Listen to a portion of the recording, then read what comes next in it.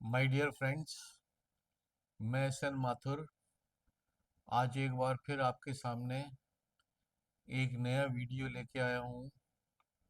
That is about fundamental reforms in education system of India and topic of discussion of today's video is Kota suicides. ये national education policy 2020 के para 4.36 और 4.37 से related है, जिसमें इस बात पे जिक्र किया गया है कि देश के एजुकेशन सिस्टम में से कोचिंग कल्चर को हमें डिलीट करना है। तो ये जो आज का वीडियो है वो उसकी पृष्ठभूमि के बारे में तो टाइम वेस्ट करना बेकार है, क्योंकि वो ये क्राइसिस जो है कोटा से निकल के और राजस्थान से निकल के अब नेशनल लेवल पे जो ना ये क्राइसिस पहुंच गई है। और even very recently supreme court ने भी इस राजस्थान स्टेट गवर्नमेंट से इसके बारे में कुछ बातचीत करी है। और शायद एक रिटायर्ड जज ऑफ सुप्रीम कोर्ट की उन्होंने शायद कुछ कमेटी भी बैठाई है कि क्यों इन हायर एजुकेशन इंस्टीट्यूट्स में और इनमें जो है सुसाइड्स के मामले में जो है केसेस बढ़ रहे हैं। तो हम लोग डायरेक्ट जो है इसके रीजंस तो जो है आपको पता ही है कि जो इंडिया में मोस्टली कॉम्पिटिटिव एग्जामिनेशंस हैं, चाहे वो एंट्रेंस एग्जामिनेशंस के हो चाहे वो सर्विस से रिलेटेड हो, सक्सेस रेट करीब करीब 1% के आसपास वेराई करती है। मीन्स 100 बच्चों में से एक बच्चे का सिलेक्शन होता है who are serious candidate. Non serious candidates भी इंक्लूड कर लें तो वो परसेंटेज बढ़ जाता है कि वो 400 या 300 या 500 में से 1% होता है। तो every child is very intelligent, every child is very diligent. दो दो तीन तीन साल वो लोग मेहनत करते हैं एंड उसमें फिर वो बेस्ट अमंग द इक्वल्स भी जो होता है वही फिनोमिनन वर्क करता है, और कई बच्चे उसके अंदर रह जाते हैं। ये वीडियो मैं जो है बहुत पहले बनाना चाह रहा था, लेकिन जब भी इसमें मैं बैठ के डेलिब्रेशन करता था और फिगर्स वगैरह लेता था, कोई ना कोई जो है नया सुसाइड कोटा में रिपोर्ट होता था न्यूज़पेपर के थ्रू। और मन बड़ा खिन्न हो जाता था कि हम इन बच्चों के लिए कुछ क्यों नहीं कर पा रहे हैं। ये तो वो चीज़ हो गई कि हवन करते ही हाथ जलना, कि अगर कोटा से हमें जो है ना हजारों और लाखों बच्चों को हर साल डॉक्टर और इंजीनियर बनाना है तो कुछ बच्चों के अपनी प्राण की आहुति भी देना पड़ेगा, जो कि बहुत ही गलत बात है। तो खैर, आज हम जो है इसके बारे में रीजंस तो हमको पता है और इसकी पृष्ठभूमि के बारे में ज़्यादा बात नहीं करनी है।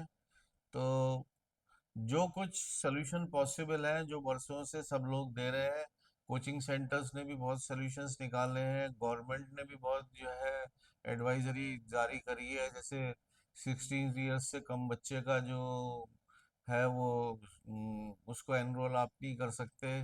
ट्रांसपेरेंसी रखनी है फीस स्ट्रक्चर में, डिस्प्ले करना है हर कैंडिडेट का, चाहे वो एक्सॉर्बिटेंट अमाउंट हो चाहे वो जो है कम का पैकेज हो। और कोचिंग सेंटर के जो पीजी रूम है उसमें एंटी हैंगिंग डिवाइस वगैरह लगाना। लेकिन इतने सारे प्रोविजंस के बाद, इतने सारे स्टेप्स लेने के बाद भी सुसाइड्स अगर नहीं रुक रहे हैं तो इसका मतलब ये है कि ये उपाय इतने कारगर नहीं हो पा रहे हैं।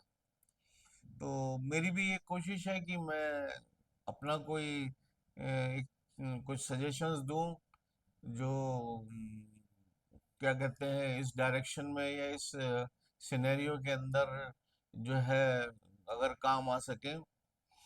तो सबसे पहले जो मैं सजेशन देना चाहता हूँ, वो सबसे जो इम्पोर्टेंट सजेशन है वो ये है कि इसकी जो बैकबोन है वो एक हमारे यहाँ जिस सिटी को मैं बिलोंग करता हूँ उसमें आज से बहुत सालों पहले, 25 साल 30 साल, करीब करीब 30 35 साल पहले एक हमारे यहाँ एक लेडी कलेक्टर आई थी।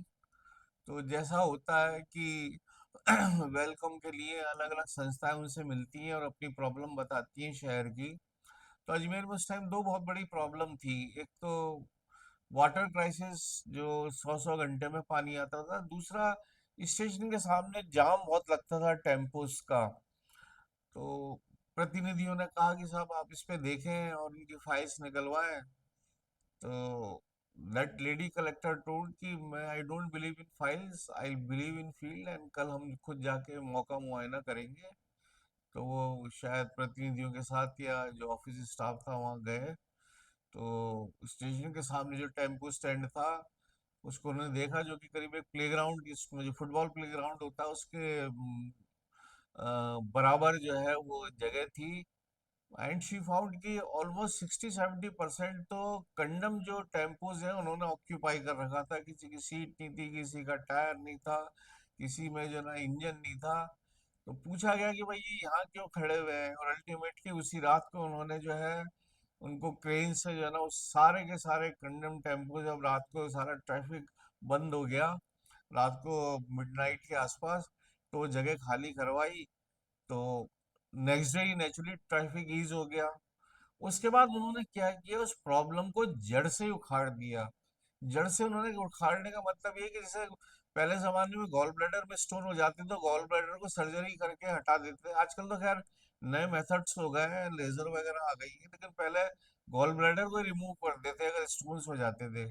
उन्होंने टेम्पो स्टैंड को ही वहां से हटा के, आप विश्वास नहीं करेंगे कि शहर में जहाँ से शहर स्टार्ट स्टार्ट होता था, वहां पे उन्होंने east side, west side, north side and south में 4 टेम्पो स्टैंड्स करवा दिए।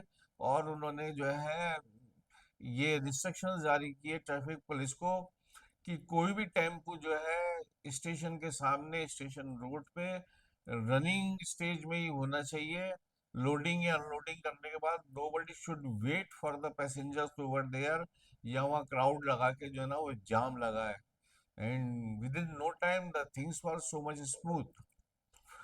तो मेरे दिमाग में भी ऐसी चीज आई कि जब बार बार इस बारे में सोचता था कि इस चीज को जड़ से हम जो है ना कैसे खत्म कर सकते हैं। टेक्नोलॉजी इतनी एडवांस हो रही है, रोज अखबारों में हम पढ़ रहे हैं आर्टिफिशियल इंटेलिजेंस है, एआई का जमाना है, मशीन लर्निंग, बिग डेटा और चैट जीपीटी। उसके बावजूद भी जो है ना ये काम क्यों नहीं हो पा रहा है।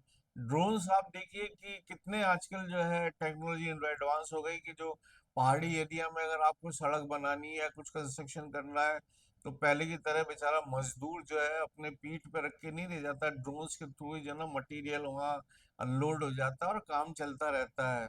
ये वो उसका यूज है, मिसयूज भी किया जाता है ड्रोन्स का। जैसे इंटरनेशनल बॉर्डर पे अगर स्मगलिंग करनी है तो लोग बाग उसका भी यूज कर रहे हैं।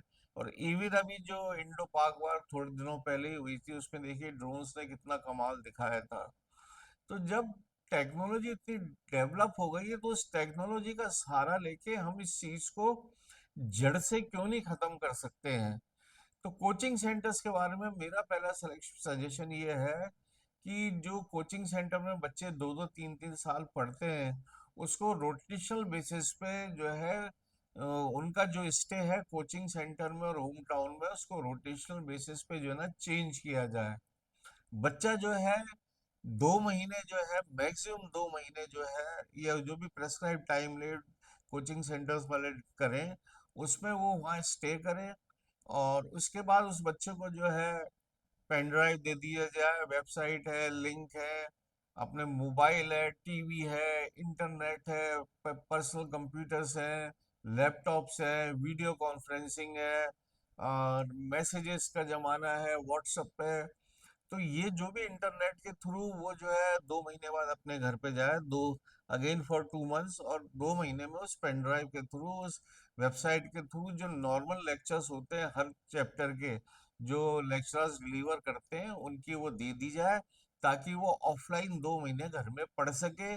और उस दौरान जो उसको कठिनाई हो, या तो वो नोट कर ले, या फिर वो जो है वीडियो कॉन्फ्रेंसिंग से या व्हाट्सएप के द्वारा जो है जो डेजिग्नेटेड प्रोफेसर्स लेक्चरर्स वहाँ हैं उनसे वो जो है ना छोटी मोटी अगर चीजें हैं तो वो जो है वहाँ अपने जो है ना कंसेप्ट क्लियर करे, अपनी प्रॉब्लम दूर करे, और 2 महीने के बाद फिर वापस वो कोचिंग सेंटर पहुंचे। 1 महीने या 1.5 महीने के लिए या 2 महीने के लिए। तो जो टफ जो टॉपिक्स हैं, जैसे मैथमेटिक्स के क्वेश्चंस हैं, फिजिक्स के न्यूमेरिकल्स हैं, या उसके डाउट सॉल्विंग वाला जो सेशन है, वो वहाँ जो है ऑफलाइन हो। और उसके बाद जो है उस बच्चे को वापस जो है ना, नए जो बचे हुए सिलेबस है, नए चैप्टर्स हैं, उनकी पेन ड्राइव दे दी जाए, and he can return back to his house. तो उससे ये होगा कि जो बच्चा 2 साल वगैरह वहां रहते हुए जिस टेंशन को वो स्वेल करता है, जो टेंशन धीरे धीरे उसके, क्योंकि सुसाइड बच्चा एक दिन में नहीं करता। बच्चा कभी जो होता है इतना छोटा 10th 11th का, वो उसको इतनी आदत नहीं होती कंटिन्यूस इतना हार्ड वर्क करने की। अब कंटिन्यूस हार्ड वर्क करने से क्या होता है कि स्ट्रेस डेवलप होता है, टारगेट्स ऐसे दिए जाते हैं जो कि बहुत मुश्किल होते हैं अचीव करने, और वर्क का एरिया बढ़ता जाता है। उसको हेल्पलेसनेस होती है, और हेल्पलेसनेस से उसको फिर अल्टीमेटली धीरे धीरे एंजाइटी डेवलप होती है, और anxiety ultimately after a long period converts into the depression, and depression lead to the suicidal thoughts, and it ultimately it goes for the committing of the suicide। तो tension start होने से जो ये chain reaction चलता है for committing the suicide, उस chain reaction को हमको कहीं ना कहीं जड़ से मिटाना पड़ेगा। और उसका बेस्ट सॉल्यूशन है कि इससे पहले कि टेंशन डेवलप हो, स्ट्रेस डेवलप हो, एंजाइटी डेवलप हो, he should go back to his home town, अपने पेरेंट्स से बात करे जो प्रॉब्लम है, अपने सिबलिंग से बात करे, अपने फ्रेंड सर्कल से बात करे, अपने स्कूल के कॉलेज के टीचर्स से बात करे, एक्सपीरियंस आदमी से बात करे, और अपने आप को डी स्ट्रेस करे, मोटिवेट करे, आगे की पढ़ाई शुरू करे। और उसके बाद फिर 2 महीने पढ़ने के बाद घर पे जो है जो नॉर्मल लेक्चर्स होते हैं, जो इंट्रोडक्टरी नॉर्मल लेक्चर्स होते हैं, उनको जो है वो समझ के पढ़ के then again he should go to the Kota coaching centres, या जो भी जिस भी शहर में कोचिंग सेंटर्स में वो एनरोल हुआ है। तो इस तरह जो बीच बीच में जो इंटरमिटेंट गैप्स होंगे होम टाउन और कोचिंग सेंटर के बीच में, जो फ्रीक्वेंसी कोचिंग सेंटर्स जो है वो डिसाइड करें, तो उससे जो है बच्चे के अंदर टेंस जो जो चेन रिएक्शन जो चल रहा है, उस चेन रिएक्शन को हम जो है जड़ से खत्म कर सकते हैं। जैसे कि सर्जरी के द्वारा गॉल ब्लैडर को रिमूव करके गॉल ब्लैडर की स्टोन्स की प्रॉब्लम को दूर किया जा सकता है। इसके साथ साथ इसमें चीज और ये हो सकती है कि अगर ये जितने भी कोचिंग सेंटर्स हैं जिनका अच्छा नाम है, वो अगर चाहे तो, अगर पॉसिबल हो तो वो जैसे कोटा में जो जो कोचिंग सेंटर्स अवेलेबल है उनको अपनी ब्रांचेस खोलनी चाहिए। ये चीज़ ऑलरेडी मैं कई न्यूज़पेपर में पढ़ चुका हूँ। कई जो नेशनल लेवल के इंस्टीट्यूट्स हैं उनकी 3 3 4 4 ब्रांचेस हैं। कोटा में जो सेंटर्स है वो जयपुर, अजमेर, जोधपुर, बीकानेर में खोलें। और जो उनके पास एडजॉइनिंग जो स्टेट्स हैं जहाँ से बच्चे आते हैं, जैसे गुजरात में अहमदाबाद में खोल दें, आपके जो है एमपी के अंदर इंदौर, भोपाल में खोल दें, इधर यूपी में अलीगढ़, कानपुर में खोल दें, इधर हरियाणा की तरफ अगर वो चंडीगढ़ में खोल दें, दिल्ली में खोल दें, तो बच्चों को मुश्किल से जो है 200 250 300 किलोमीटर की रेंज में जो है वो बच्चा जो है उस कोचिंग सेंटर में आ सकता है। और जो वहाँ के प्रोफेसर्स हैं उस कोचिंग इंस्टीट्यूट्स के, वो इजीली जो है क्या कहते हैं, टूर मतलब ओवरनाइट जर्नी करके कंफर्टेबल पोजीशन में ट्रेन से एसी कूपे के अंदर they can travel and they can reach to the coaching centre in the next morning. और उसके बाद वो डेजिग्नेटेड जो उनके रूम्स या होटल्स वगैरह है वहाँ से फ्रेश होके कोचिंग सेंटर पहुंचे। 2 3 दिन का जो शेड्यूल है उसके बाद he can again restart his journey for the next. मतलब instead of the mass exodus of students from various places of the country to the Kota, इसको हम रिवर्स कर दें, और जो लेक्चरर्स हैं वो जो है रोटेशनल बेसिस पे अलग अलग कोचिंग सेंटर्स में जाएं। तो उससे क्या होगा कि बच्चा जो है 200 250 किलोमीटर घर से दूर होता है, तो उनके पेरेंट्स भी आके उनको देख सकते हैं इजीली। बच्चा भी चाहे तो अगर 5 डेज वीक रखें वो लोग, और उसमें भी फ्राइडे में जो स्टडी हो केवल मॉर्निंग सेशन में हो, और मंडे में जो स्टडी हो वो इवनिंग सेशन में हो, 4 बजे 5 बजे बाद। तो बच्चा आराम से अपनी जो है ना जर्नी स्टार्ट करके फ्राइडे को ही घर पहुंच सकता है, सैटरडे संडे वो वहाँ रहे और मंडे की मॉर्निंग चल के वापस कोचिंग सेंटर आ जाए। तो ये जो 2 दिन का उसका जो स्टे होगा होम टाउन में अपने पेरेंट्स के पास, अपने भाई बहनों के पास, तो वो जो किसी भी तरह का स्ट्रेस होगा वो वहाँ की और अपने पेरेंट्स की काउंसलिंग से, अपने रिश्तेदारों की काउंसलिंग से, अपने दोस्तों की काउंसलिंग से he will again become energetic and will try to cope up the stress and hard work and diligence in the coaching center. तो ये सजेशन मेरा है, जो आप लोग इस बार में विचार करिए कि रोटेशनल बेसिस पे जो है कोचिंग सेंटर और होम टाउन के बीच में बच्चे का माइग्रेशन होना चाहिए। And under no circumstances the child should stay in the coaching centre more than 2 months and 2.5 months, ताकि वो चेन रिएक्शन जो स्ट्रेस बिल्डिंग से कमिटमेंट और कमिटिंग ऑफ सुसाइड होता है वो जड़ से खत्म हो जाए। इसके अलावा अपने पास छोटे छोटे 2-3 सजेशंस और हैं। एक तो डिसेंट्रलाइजेशन ऑफ कोचिंग सेंटर मैंने आपको बता ही दिया। उससे एक चीज मैं आपको कहना भूल गया, उसमें क्या होता है, जनरली जब आप 1000 की इंडिया में कल्चर इतनी जल्दी जो है बदलता है कि हर 500 किलोमीटर्स के बाद, 400 किलोमीटर्स के बाद food habits, clothing and languages, हर चीज बदलती है। जैसे मान लीजिए बच्चा अमृतसर से कोटा आता है, या बच्चा मान लीजिए बड़ौदा से कोटा आता है, या बच्चा साउथ से कहीं से जो आता है, तो he find totally different environment for him. Kota भी में भी वो अपने आप को एलियन समझता है, और अगर वो इंग्लैंड भी चले जाए तो वहाँ वो भी अपने आप को एलियन समझता है, क्योंकि कल्चर पूरा डिफरेंट हो चुका होता है। फूड हैबिट्स बिल्कुल डिफरेंट हो जाती है, लैंग्वेजेस बिल्कुल डिफरेंट हो जाती है, क्लोथिंग डिफरेंट हो जाती है, कल्चर फेस्टिवल डिफरेंट हो जाता है। जैसे जो वहाँ पे बैसाखी का पर्व है फॉर एग्जाम्पल, अमृतसर में जिस सेलिब्रेशन से, जिस धूमधाम से मनाया जाता है, कोटा में वो क्यों मनाएंगे? या नवरात्रों का जो पर्व है वहाँ गुजरात में, या जो गुजरात का में जैसे वो ईटेबल्स जो होते हैं, फाफड़े वगैरह जो कहलाते हैं, वो राजस्थान में वो कल्चर कहाँ है? तो बच्चा अपने आप को, मतलब ये साइकोलॉजिकल बच्चा अपने आप को जो है अलग समझने लग जाता है कि मैं कोई नई जगह आ गया हूँ। तो उससे भी जो है ना बच्चे के अंदर स्ट्रेस तो रहता ही है। इसके अलावा मैं एक सजेशन और ही देना चाहता हूँ कि एक तो बोर्ड एग्जामिनेशन की डेट और एंट्रेंस एग्जामिनेशन की जो डेट है, कॉम्पिटिटिव एंट्रेंस है, उसमें कम से कम 8-10 महीने का गैप होना चाहिए।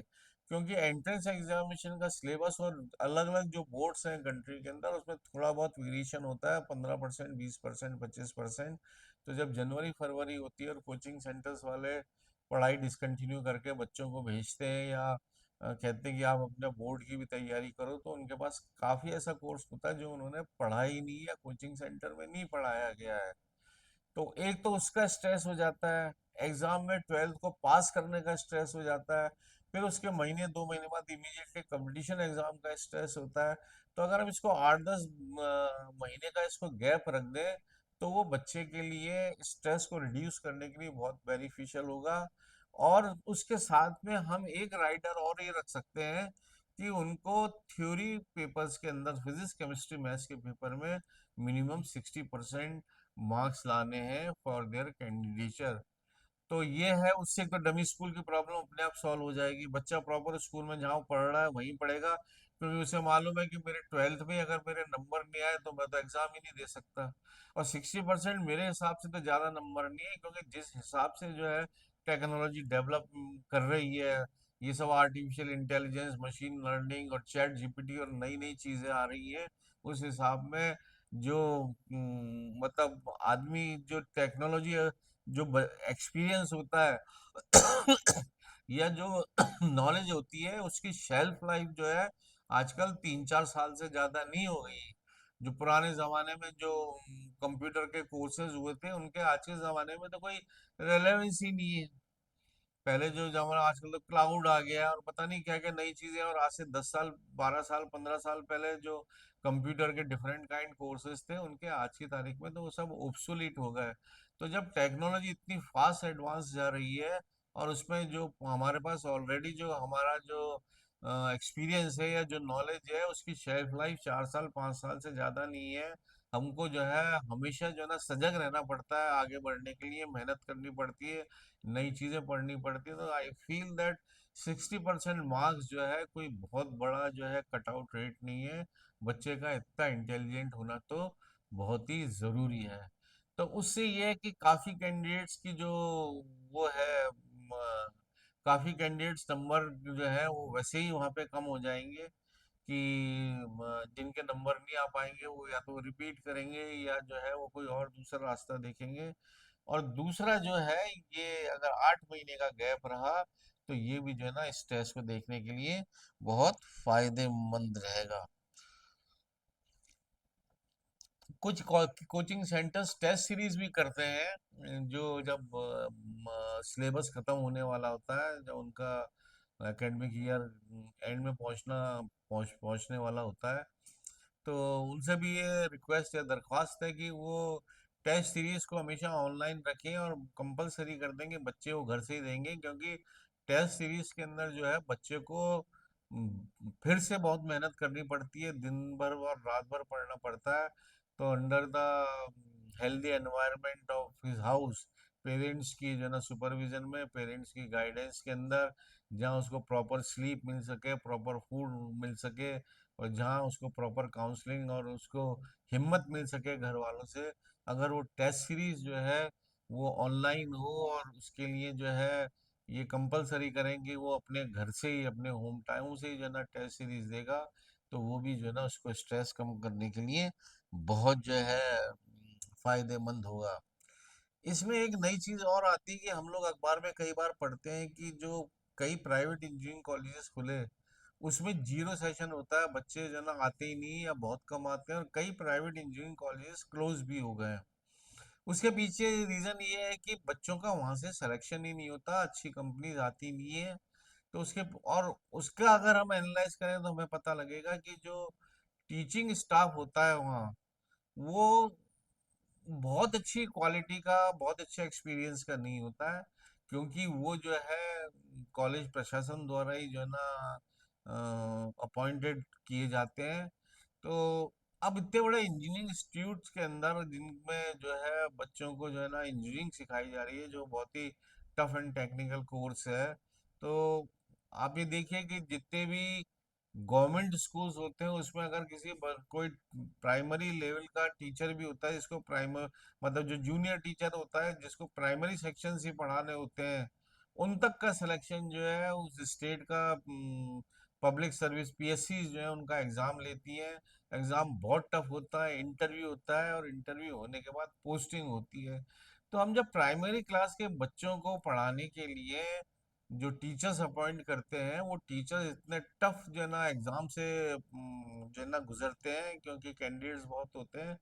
तो इन कॉलेजेस के अंदर जो लेक्चरर्स रखे जाते हैं प्राइवेट इंजीनियरिंग कॉलेजेस के अंदर, उनका भी जो है ना पब्लिक सर्विस कमीशन से रिक्रूटमेंट होना चाहिए, और उनकी सैलरीज भी जो है गवर्नमेंट जो लेक्चरर्स वगैरह होते हैं गवर्नमेंट उनके एट पार होनी चाहिए, ताकि जब वो जो है ना पीएससी के एग्जाम में बैठेंगे तो नेचुरली वो बहुत मेहनत करेंगे। मेहनत करेंगे तो उनकी नॉलेज बढ़ेगी, और जो नॉलेज बढ़ेगी वो एक्सपीरियंस और वो knowledge they can impart to the their students in the private engineering college.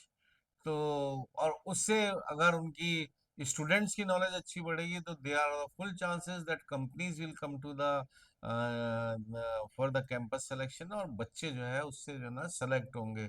तो डबल फोल्ड जो है एम्प्लॉयमेंट बढ़ेगा, जो इंजीनियरिंग प्राइवेट इंजीनियरिंग कॉलेज में जो बच्चे अपॉइंट होंगे लेक्चरर्स, उनको भी जो है ना एम्प्लॉयमेंट मिलेगा, और उधर कैंपस सिलेक्शन जो है उससे भी जो है बच्चों को जो ना एम्प्लॉयमेंट मिलेगा। और जब इंफ्रास्ट्रक्चर ऑलरेडी मौजूद है, कई जो है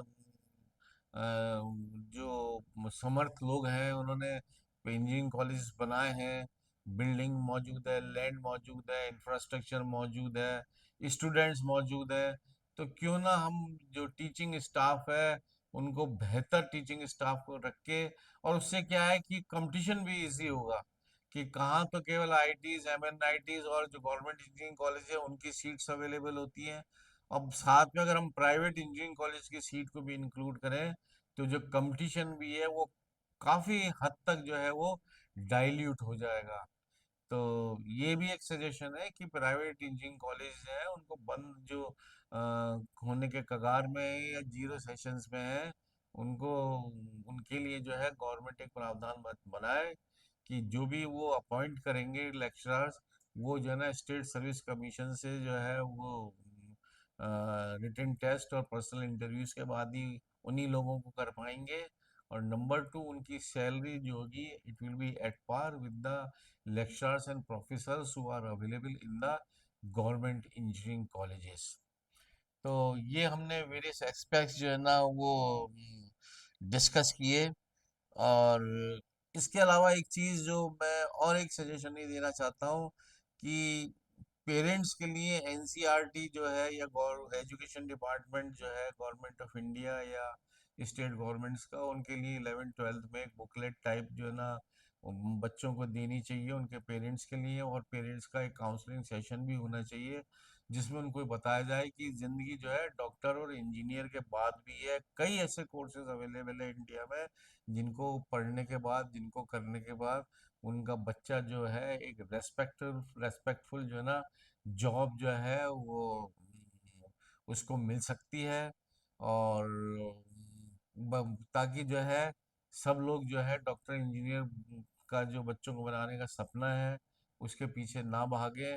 उसमें गवर्नमेंट एक चीज़ और करी जा सकती है कि गवर्नमेंट को कई ऐसे कोर्सेज जो हैं वो 12th क्लास के लेवल पे खोलने चाहिए। जैसे बीबीए के साथ जो एमबीए होता है, अगर उन दोनों को मिला के 4 इयर्स डिग्री का जो बीबीए प्लस एमबीए का कोर्स कर दिया जाए तो कई बच्चे जो है ना उस साइड में चले जाएंगे। कुछ जगह चीज़ अवेलेबल है ऐसे जो बीए प्लस एलएलबी को मिक्स करके 12th क्लास पे उसकी एंट्रेंस कर देनी चाहिए।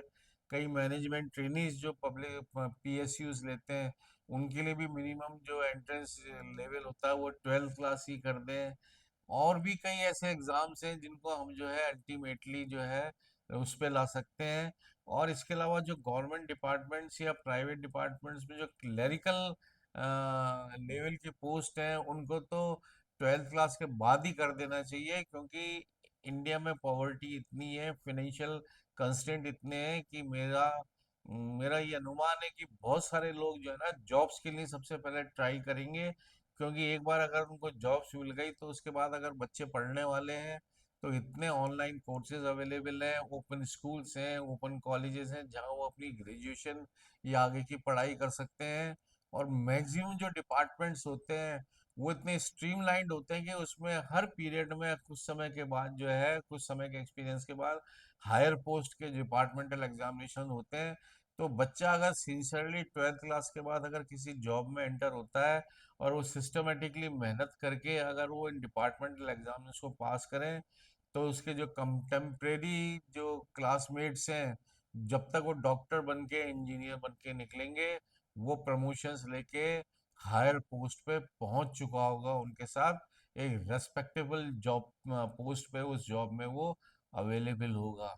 तो हमको कई कोर्सेज जो हैं 12th क्लास में ऑप्शंस के रूप में रखने पड़ेंगे ताकि जो ये मतलब कई चैनल गेट्स खोलने पड़ेंगे ताकि डैम ओवरफ्लो ना हो और पानी जो है ना उन चैनल गेट से बाहर निकल जाए और जो है ना फ्लड का हैवॉक कम हो जाए। और ये जो फ्लड का हैवॉक इसलिए इसी तरह कम हो सकता है कि कई कोर्सेज को हमको जो है 12th क्लास के बाद ही स्टार्ट करना पड़ेगा।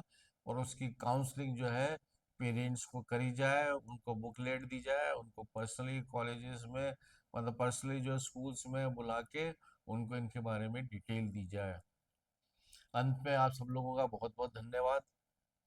और आपको मेरे कुछ सजेशंस ठीक लगे हों, these are my personal views, they may be correct और दे में बी इनकरेक्ट इन टोटो। लेकिन अगर आपको सजेशंस ठीक लगे हों तो हर बार की तरह मेरी आपसे रिक्वेस्ट है कि उनके कुछ ग्रुप्स में आगे भेजिए ताकि हम लोग सब जो है करंट सिचुएशन से जो है वो अवेयर हो सकें और इस क्राइसिस से हम लोग बाहर आ सकें। और अगर आपने मेरा अगर चैनल सब्सक्राइब नहीं किया है तो चैनल सब्सक्राइब करें। Once again thanks you very much, thank you.